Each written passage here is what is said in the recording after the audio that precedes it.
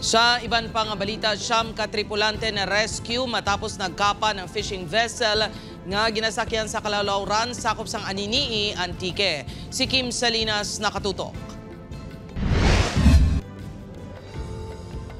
Makit-an sa sining nga video ang pagtingwa sang pila ka Coast Guard personnel nga mapasaka ang isa ka lalaki sa barko gamit ang life-saving equipment. Ang video ang kabahin sang search and rescue operations sang Coast Guard Iloilo Station sa siyam ka tripulante sa Kalalauran sang Nogas Island sa Aninii, Antique, Domingo sang aga.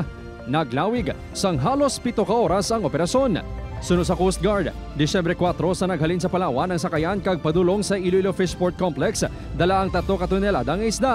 Sang nakalabot sa Kalalauran sang Antique sang Disyembre 7 sang kagahon, naguba ang katig sang bangka.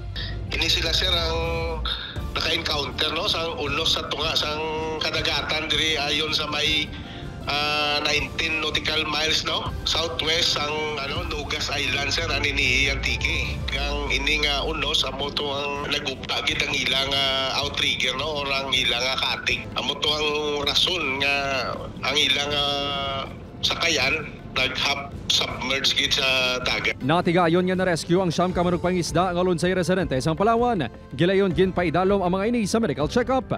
Sang nagwa nga maayo man ang ila kaimtangad, gin-turn over sila sang Coast Guard sa ila broker company sa Iloilo Fishport Complex.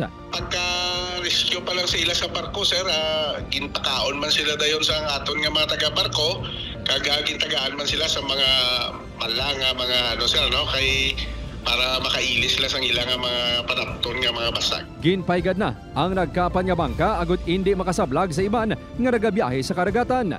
Hindi man overloaded ang sakayan, suno sa Coast Guard. Upot Kermel Porquia, Kim Salinas, 1 Western Visayas.